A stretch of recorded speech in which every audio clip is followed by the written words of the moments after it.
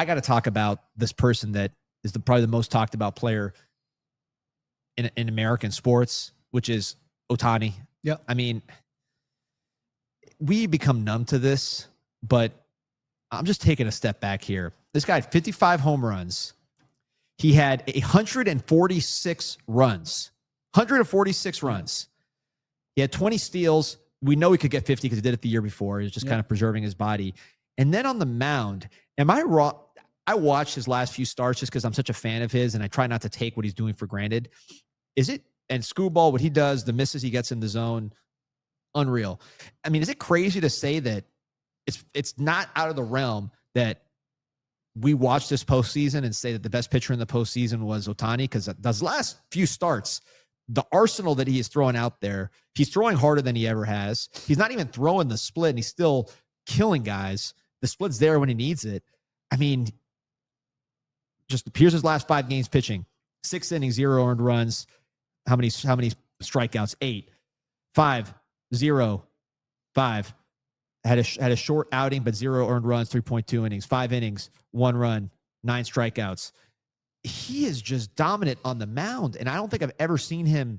He's not going as long into games. It's a short period, but I don't know if I've ever seen him pitch better than he's pitching this season when he had 55 home runs. Look at the bar graph on the pitching side. Like every category, it's elite from the pitching standpoint. And it's a 98 mile an hour average 4-seam fastball. Like, it's a full arsenal, right? 4-seam, sinker, splitter, curveball, sinker, changeup, and there's a cutter in there for sure. So there's a pitchability factor. This is the best baseball playing human being the world has ever seen. Like, I don't think I'm going out on a limb saying that. I actually think I'm saying something obvious saying that, but like, to your point, we're numb to this. Like, it's not, I want to gush about Aaron Judge being boringly good, dominant for this long, but like, it's happening parallel to Ohtani in the 2 major markets. Like, baseball is booming right now, but to give Ohtani not only his flowers, man, but like, this is ridiculous. Yeah. And high leverage. Who are this guy's parents? Like, you know what though? I want to say something because, and maybe we'll pull this graphic up later. I'll find it because I printed it out to show my son.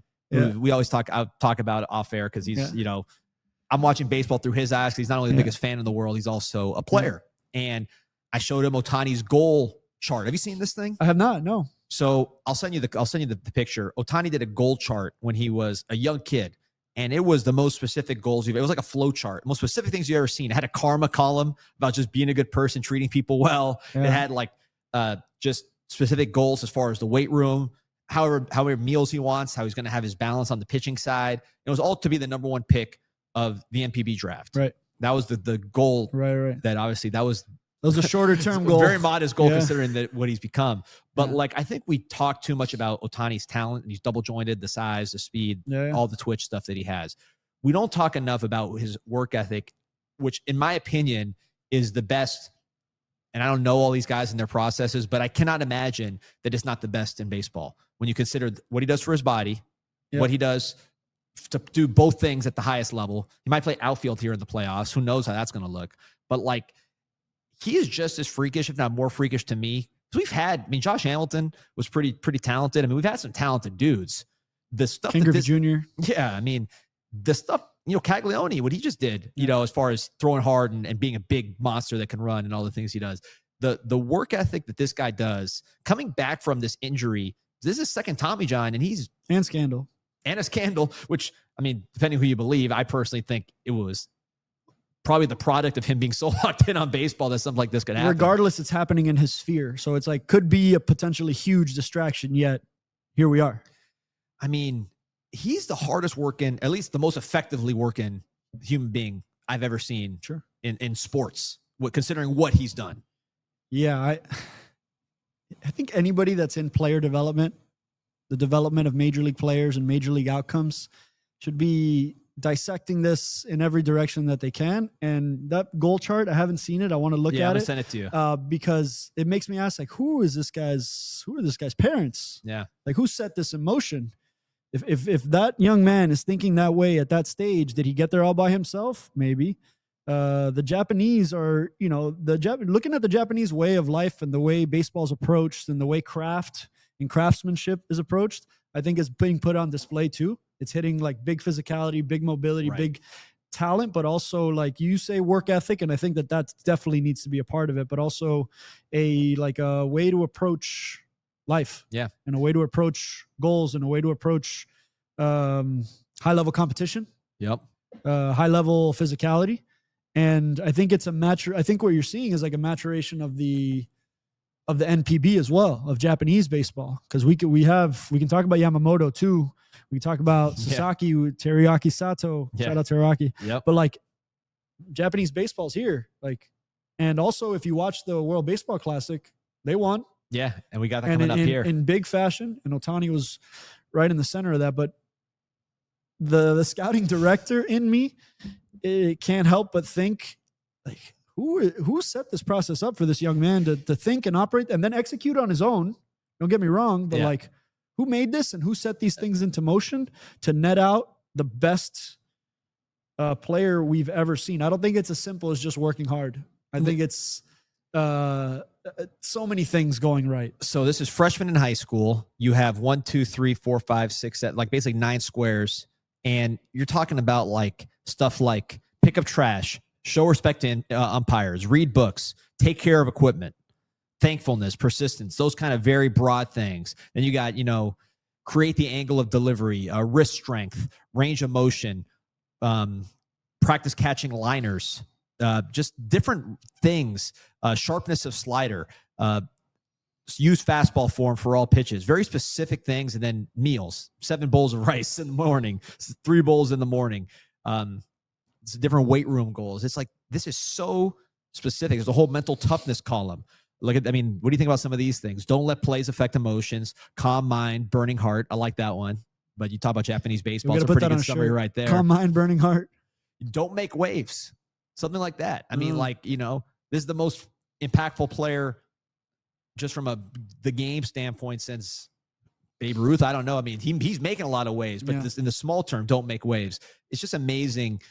This is such a unique guy, and we're lucky because you also have Judge doing things that we've not seen from a right-handed hitter in 100 years. We are seeing Kyle Raleigh doing things we've seen from a catcher ever.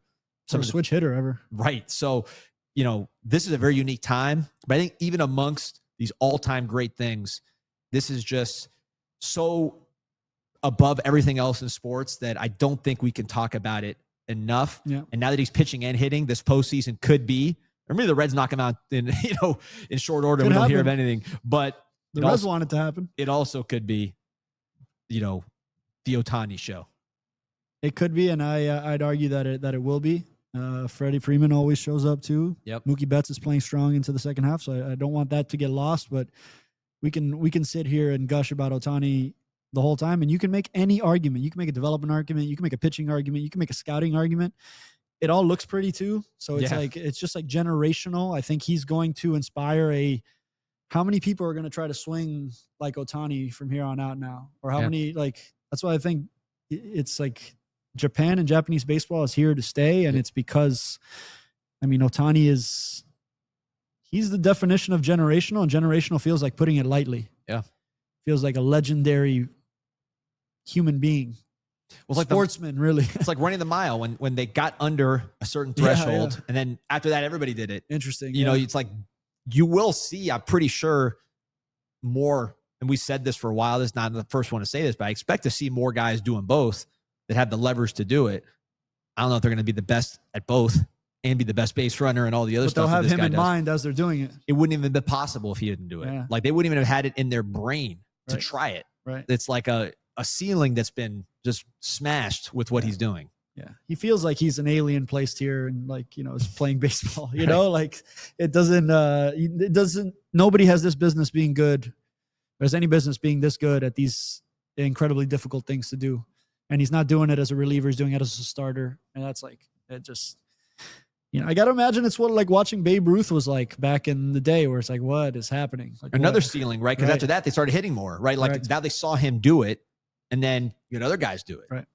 But he was outside the conception of what was possible until he was the one. Right.